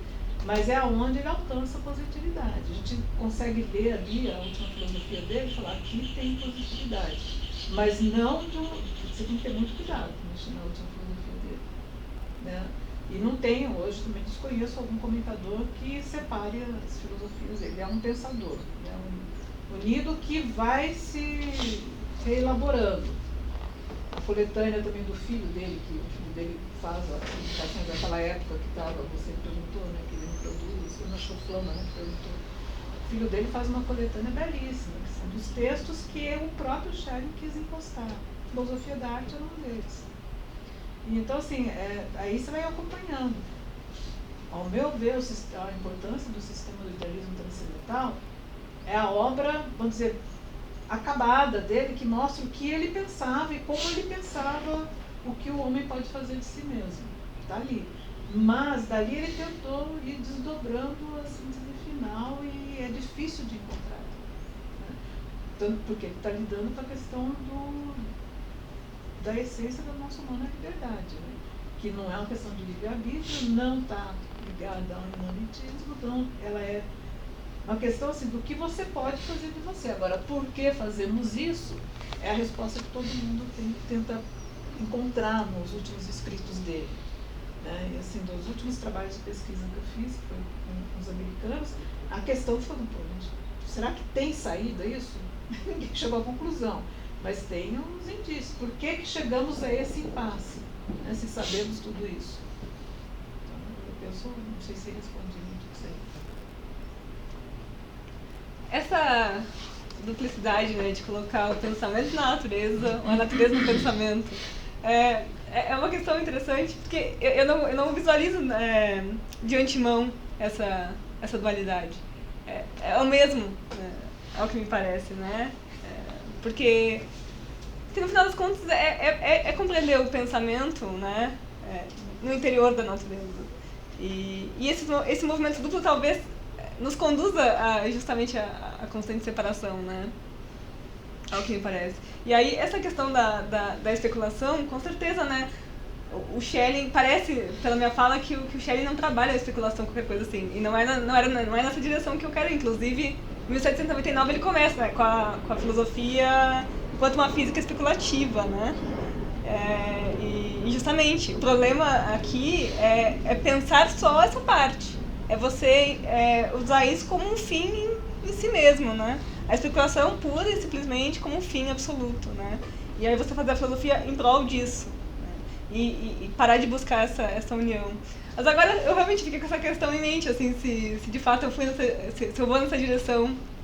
Eu agradeço por essa questão, porque na minha leitura não tem uma diferença, né, de colocar uma coisa na outra, porque partem do mesmo princípio. Eu vou muito nessa direção daquela passagem, né, que eu mencionei, de que a natureza é o espírito visível, o espírito é a natureza invisível. Então é nesse sentido que eu não vejo a duplicidade, porque me parece que é a mesma coisa. E aí, claro, tem modo de colocar, enfim, mas achei que era isso. Não, eu espero que eu tenha respondido, senão... Um comentário que eu estava tentando elaborar, aliás, é um pouco isso, né? Que às vezes dá a impressão, assim, que a natureza do Schelling é uma coisa assim pura, linda, enfim, porque ele também fala de ato estético, a arte e tal, né? Quando a questão, a meu ver, não sei se estou meio influenciado pelo Hegel, como Hegel lê Schelling, que eu acho que ele leu muito bem. A natureza do Schelling, eu vou falar isso num dia ainda. Eu sei que é, mas provocação. Mas então, eu vou colocar o meu ponto. A questão do que marca, por que o Schelling é o filósofo da natureza? Esse é o lugar dele. Esse é a intuição intelectual também e tal. Porque ele viu o pensamento atuando na natureza. Essa é a grande questão, a meu ver. Ou seja, é fazer da natureza algo de pensamento. E não ver na natureza um irracionalismo. Não, isso é lindo. Está correto. Então, corretíssimo. Bom, então... Está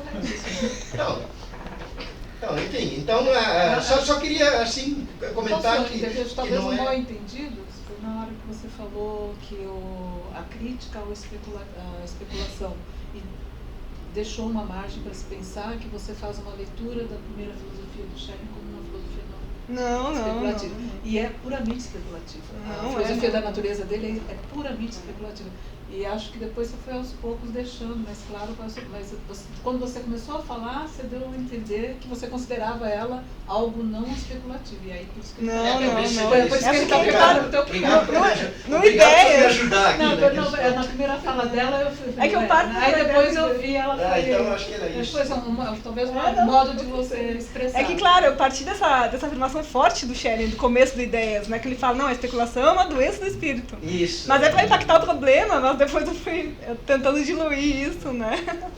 Mas é, sem dúvida, uma filosofia. Não, exato. Mas não era minha intenção mostrar o contrário. O problema é justamente esse desequilíbrio. Ele fala, é o desequilíbrio que conduz à doença do espírito. E o que me parece é justamente esse o esforço, é de unir, né, o que parece que é o esforço que percorre a obra dele, de unir idealismo e realismo.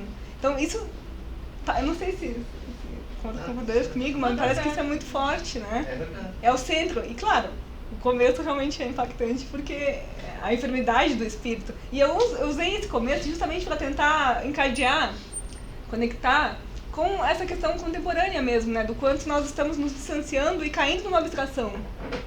Claro, isso é alargando um pouquinho a costura do casaco pra vestir, né? Mas é esse o ponto. Mas é preciso falar algo, é preciso um cuidado quando falar isso, porque geralmente a porta de entrada para falarem que o Schelling é um dogmático, que as coisas dele são de ilusórias, porque a ideia que passa é que a natureza vai começar uma coisa, vamos dizer, totalmente imediata, né? Uhum. E aí, assim, eu entendo a posição dele e entendo a sua posição, mas você lançou um contradicto. Você iniciou a sua palestra com um contradicto. Você quis dizer uma coisa e lançou. O impacto... Caiu, bateu errado. Não, né? Acontece. O Schelling é um autor, eu lembro que o Suzuki falava, você tem que manter um olho no peixe e outro no gato, porque senão você perde a mão. Né? Assim. Fernando, depois Luciano. Na verdade, esse esclarecimento final prejudica um pouco a minha questão, né? Eu estava indo um pouco por essa fala mais provocativa, né? Enfim, eu estou aqui pensando um pouco na seguinte perspectiva, né?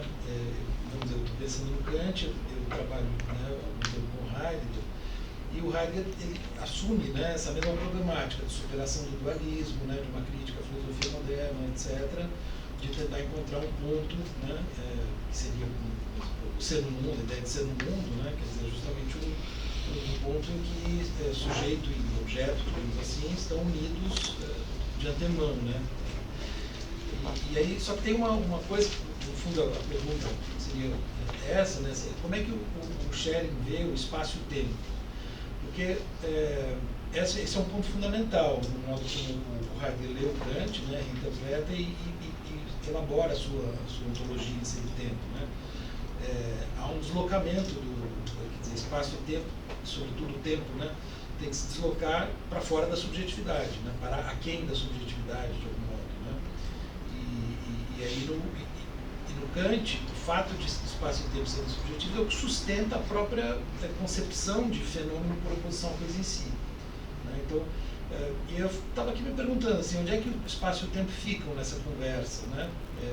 Enfim, para entender porque aí de fato, né, aí alguns elementos da sua fala me permitiram pensar alguma semelhança, quer dizer, essa crítica, né, a uma certa especulação, né, que seria, de certo modo, que objetifica tudo, objetifica a natureza, né, objetifica no limite o próprio eu, etc., né, enfim.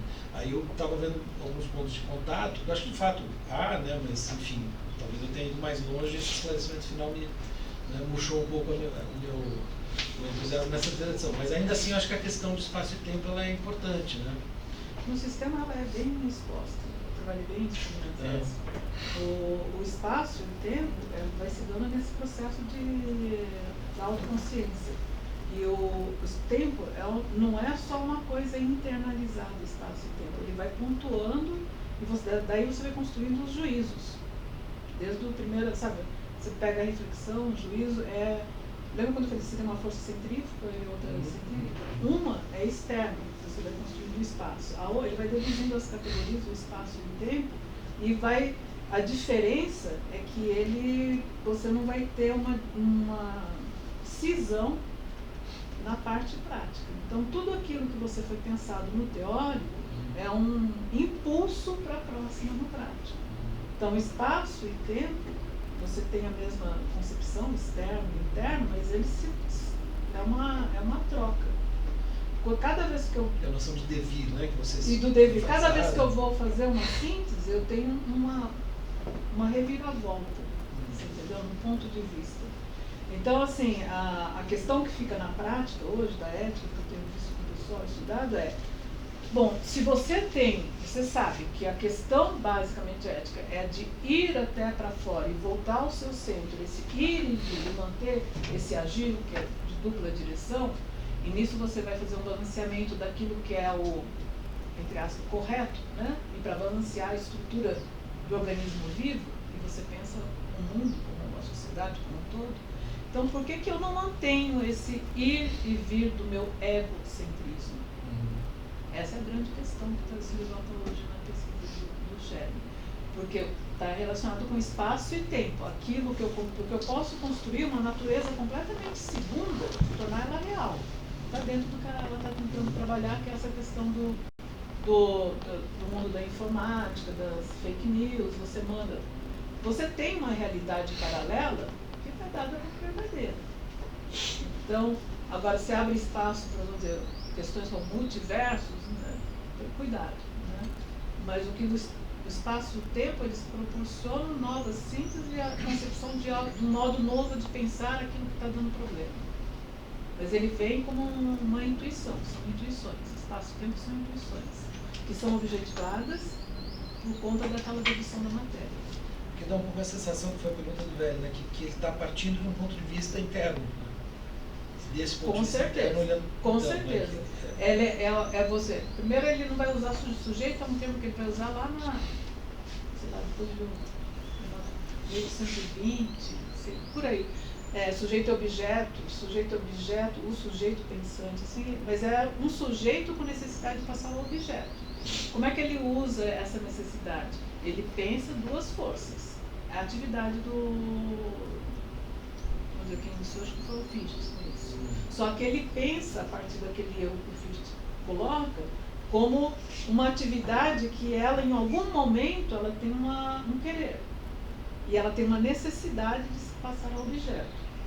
Mas ele não tem a noção do ano só, ela vai ter nenhum travo. Ele ele coloca um princípio de autolimitação dentro do processo. Daí ele não precisa de um não absoluto.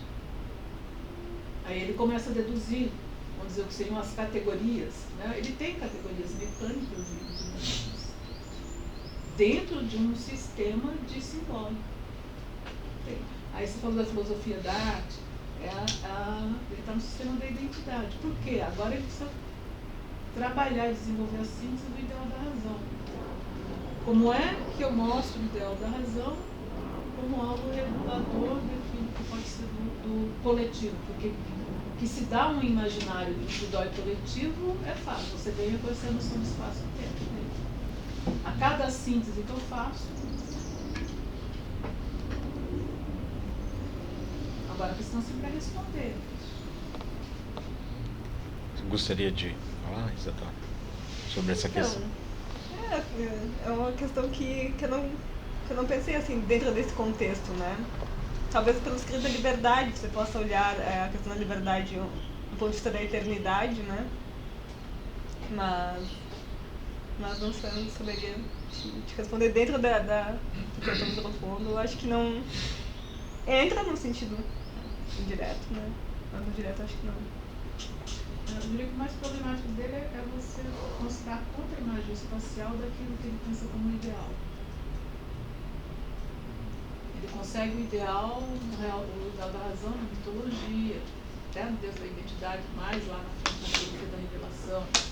Também a questão é trazer isso para o indivíduo. Ok? Ok. Obrigado. Eu estava pensando, enquanto foi bem esclarecedora a exposição de vocês, eu estava estava pensando como a Teodora parou no momento. Alguém falou Teodora uma hora, eu gravei. Não, desculpa, Isadora. A Isadora tá Borges, né? Por isso as quatro do Ninho. Uma síntese. Eu sabia desde o início, cara, Isadora. A gente já se conhece. Alguém falou errado e você gravou. Sim, foi a questão do entendimento. Por exemplo, desde o início eu percebi que é uma questão de qualificação da palavra especulativo. É só isso, né?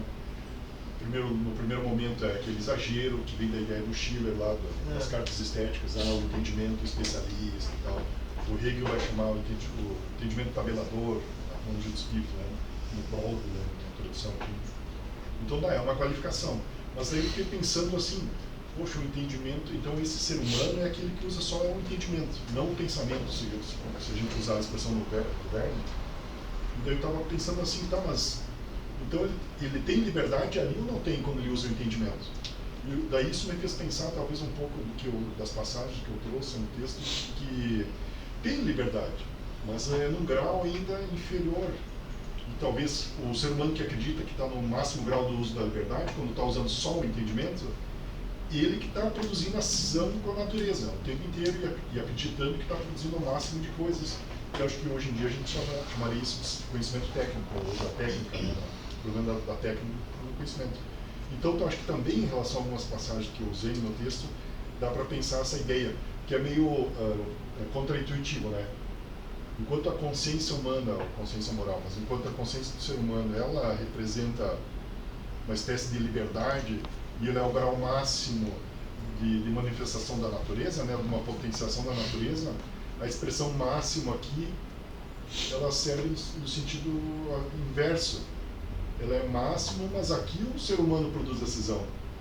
E por isso que demora, assim, eu demorei para as fichas caírem, né? A gente vai relendo o sistema e demora para as fichas caírem, as correspondências também. Então a ideia é a seguinte, quando ele chama da natureza no seu grau mais, uma autoconsciência, nos poderes usar a expressão, no seu grau mais simples, ela é a mais complexa.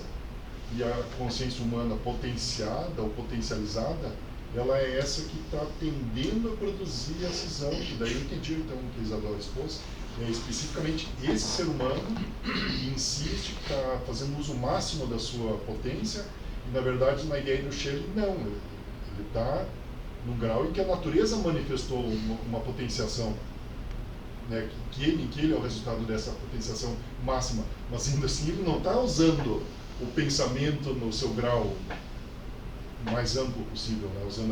Então, aproveitando a terminologia. Então, daí dá para entender o que é especulativo no mau sentido, e daí a qualificação do especulativo, daí esse sim, um pensamento utilizado, uma expressão que eu escolhi usar, né, da autorreflexividade no seu grau maior. Né? Mas é um comentário. A expressão vamos dizer, a consciência ordinária é a expressão né, máxima desse desenvolvimento de síntese, né? Mas ela não é o grau máximo da autoconsciência, ela nem é a autoconsciência, né? E aí não dá para você ter a consciência de que você mesmo se autodeterminou, né? Só a filosofia transcendental. Então, tá, liberdade, assim, minha leitura eu vejo, se você for pensar no liberdade ontológica, a possibilidade de personalidade e a efetividade do mal, vamos dizer, a liberdade, a essência da liberdade humana é um elo de forças vivas, né, de atividade. Eu vou para fora, volto, para fora, volto. E dependendo do que você faz, você traz essa força todinha para o centro. Quando você traz essa força para o seu próprio centro, você está, vamos dizer, comprimindo a liberdade no seu máximo, né? Em termos de coletivo, não funciona. Mais ou menos isso que eu penso. Eu me apeguei muito nessa questão da liberdade, né, que ele fala no Ideias, como algo que não é inerente à união, né, no sentido de que você está num estado antes originário de unidade e a liberdade ela não é inerente, né, a filosofia ela nasce justamente por esse exercício de ruptura, né, por um esforço de ruptura. No Ideias ele vai bater muito nessa questão. Claro, eu acho que eu peguei obras específicas e fiz o recorte, né? Enquanto que no escrito da liberdade, essa liberdade ela me parece tomada de outra perspectiva ontológica, como eu disse, mas desse esforço de reencontrar com essa essência, né? Ele fala, a essência do ser humano é o agir. E quando, claro, do ponto de vista ontológico, não do ponto de vista prático, né? Então, quando você retoma esse lugar de necessidade da natureza, aí você está encontrando com o fundamento do ser humano, com a real essência, né? Claro, como eu disse, é um recorte e algo a ser investigado mais profundamente, né? Eu estou esboçando esse problema para ver se eu consigo levá-lo adiante, mas não é nesse sentido, me defendendo de novo, né? Não é no sentido de dizer que não é criticando a especulação, mas é o desequilíbrio, é esse distanciamento. E, claro, no Ideias e no Escrito da Liberdade, são posturas distintas, né? Mas o ponto é justamente encontrar esse fio condutor que supere a cisão. Então... porque eu sigo o comentário do Velho. Não é que... eu não entendi que você precisou produzir uma separação para produzir uma união. Eu não entendi assim, não sei se o Velho entendeu assim, mas não, talvez não. Não, acho que foi isso que ele entendeu. Acho que o ponto foi que ela começou, o que ela chamou a atenção, apareceu depois. Mas foi bom porque gerou debate. Isso que eu o que ela começou falando gerou a impressão de que ela defendia que não era uma filosofia. Porque essa é a cisão. Mas o termo cisão também é importante ter ideia. Cisão é usado só na essência da liberdade humana, que é uma cisão necessária, né, lá na base do fundamento para que ocorra a liberdade humana. Então o termo cisão ele é bem específico. Quando você fala de cisão e liberdade, você tem que pontuar o texto onde você está falando. Porque a liberdade sempre teve nos textos do Schelling, desde lá do primeiro texto dele de moleque, mas como incondicionado para o conhecimento. E depois a essência da liberdade humana exige o conceito de cisão, né, que esse é importantíssimo. Então tem que se pontuar quando você está falando da cisão, se é lá no Liberdade ou se é lá na natureza humana, na filosofia da natureza. Acho que você deixou claro. Esse conceitual, né, de separação, porque no Ideias ele fala de separação. Para ele usa uma cisão mesmo necessária, para você ir para frente na dedução da liberdade, da essência da liberdade. O próprio nascimento da filosofia surgiria dessa separação, né? Ou ruptura, talvez seja um termo menos problemático, para pelo menos elucidar o ponto, né? O termo em alemão resolve. Pronto. Obrigado. Mais alguém? Pedro. Obrigado pelas falas. Eu tenho duas perguntas para a Marília. Na verdade, são duas perguntas pontuais, assim, primeiro, as cartas que você citou do Kant com Beck, elas são de quais anos? 92. Da década de 90. 1792. 16 de outubro de 1792. Tá?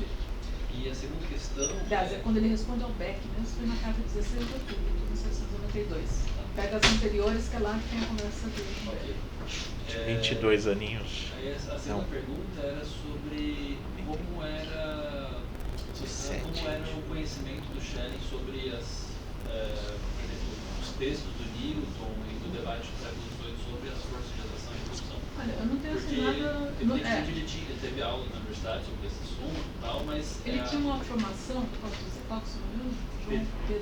Pedro, ele tinha uma formação, que eu lembro de conversar isso com o Suzuki.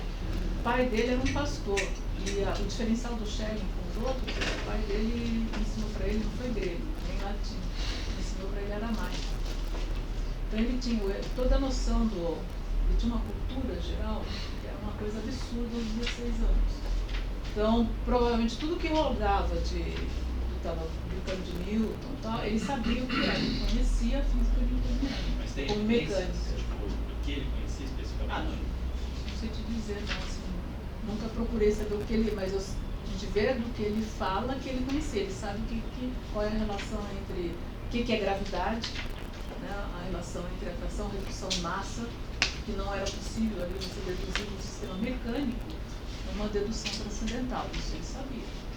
Sim, é que muitos você quer? desses autores, todos eles são um pouco, esse conhecimento desse debate, às vezes parece que é filtrado pelos primeiros princípios metafísicos da natureza do Kant, que é onde aparece, né, publicamente esse debate relacionado com a filosofia transcendental.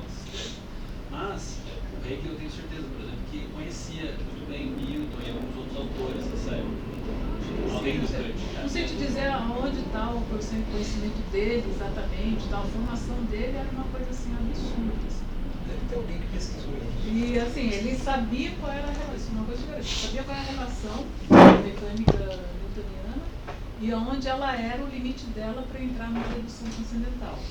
Se você parar e pensar a primeira crítica do Kant, ele pensa como modelo a construção matemática e tal, e o que o Newton conseguiu com a física, né? A partir de juízos a priori.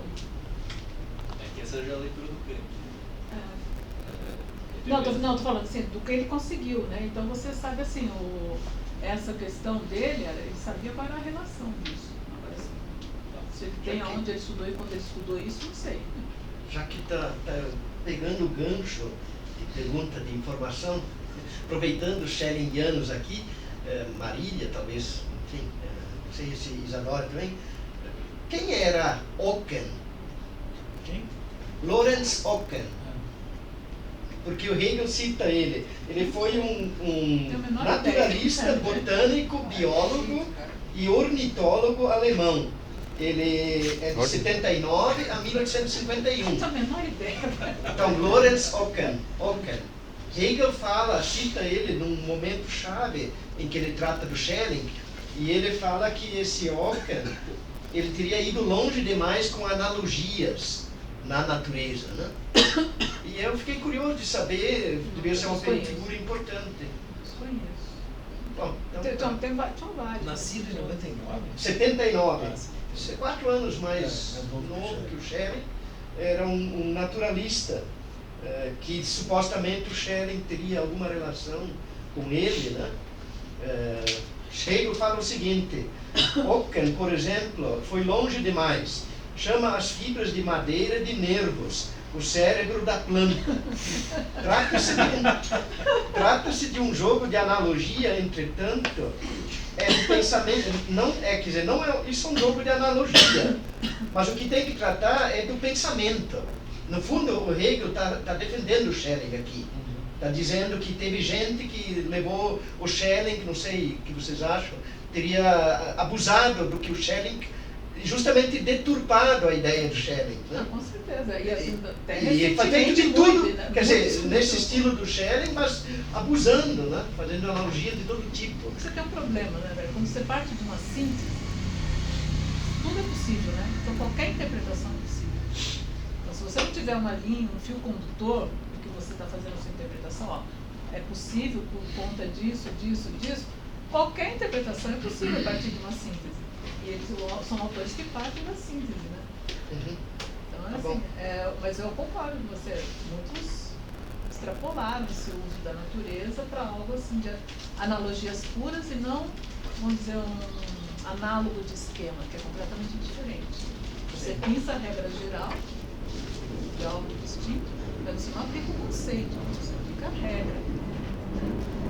É o curioso, porque o Schopenhauer também fala isso, que o Schelling tem os seus problemas, os Schellingianos são piores ainda.